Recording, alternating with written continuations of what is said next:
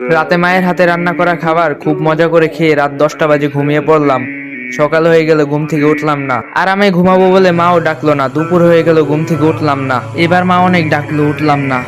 মা চলে গেল, একটু পর আবার আসলো। এবার অনেক ডাকাডাকির পর আমি উঠলাম না। এবার বকাঝকা শুরু করলো, তারপর উঠলাম না। এবার মা একটা থাপ্পড় দিল, তবু উঠলাম না। এবার মা হাত ধরে টান দিল, কিন্তু আমার হাত পুরো শরীর নিয়ে নড়া দিয়ে উঠলো। শরীর আমার পাথর নয়, পুরো শক্ত হয়ে গেছে। মা কিছু না বলে চুপ করে রুম থেকে বাবাকে ডেকে নিয়ে আসলো, কিন্তু বাবা আমাকে অনেক ডাকার পরও আমি উঠলাম না। এবার বাবা চোখের পানি ফেলে দিয়ে বলল, উঠে আয়, তোকে আর কোনোদিনও কিছু বলবো না।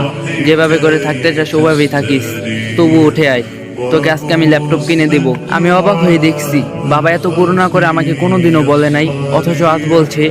আমি উঠে আসতে চাচ্ছি, কিন্তু পারতাছি না। ওইদিকে বাবা নানান রকম লোক দেখিয়ে বলছে, উঠে আয়। একটু পর আমার বাড়িতে অনেক মানুষ চলে আসলো। ওইদিকে মা অনেক কান্না করতেছে।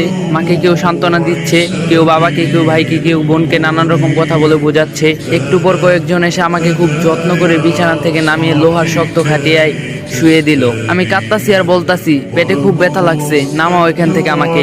কেউ আমার কথা শুনছে না। একটু পরই মানুষগুলো গরম পানি নিয়ে এসে আমার শরীরে কিছু পানি ঢেলে দিল। ইস, আমার শরীরটা পুড়ে যাচ্ছে বলে চিৎকার করছি, কেউ আমার কথা শুনছে না। আমাকে পরম যত্ন করে গরম পানি দিয়ে খুব সুন্দর করে ঢেলে ঢেলে ধুয়ে দিচ্ছে। আমি কাঁদতাছি, আমাকে গরম পানি দিও না, আমার শরীর পুড়ে যাচ্ছে।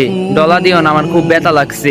কেউ শুনলো না আমার কথা। অনেক সময় নিয়ে গোসল করে আমার শরীর ভালো করে মুছে নিয়ে আমারে নিয়ে আসলো আমার বাসার জায়গাতে। আমি খুব খুশি হলাম, ভাবলাম আমাকে এখানে বসাবে, কিন্তু ওরা আমাকে না বসিয়ে কাঠের শক্ত খাটিয়ে শুয়ে দিল। একটা চাদরও নিচে দিল না। একটু পর মা, বোন আরো কয়েকজন মিলে একটা সাদা কাফনের কাপড় পরিয়ে দিল। মা অনেক আদর করে আমার মুখে হাত বুলিয়ে দিচ্ছে আর কাঁদতাছে। এত আদর আমাকে কোনোদিনও মা করেনি। আমি মাকে অনেক করে বললাম কান্না থামাতে, কিন্তু মা কান্না থামাচ্ছে না। আমি এত করে বলছি, মা কেঁদো না। মা কিছুতে আমার কথা শুনছে না। একটু পর কয়েকজন এসে আমার পা মাথাটা বেঁধে দিল। আমি এত করে বললাম আমার বাঁধনটা খুলে দাও, কেউ আমার কথা শুনলো না। মাকে সরিয়ে দিয়ে আমাকে নিয়ে যেতে লাগলো। মা কিছুতে আমাকে নিয়ে যেতে দিচ্ছে না। আমার ভাই বোন সব চুপ করে দাঁড়িয়ে কাঁদছে, আর কিছু বলছে না।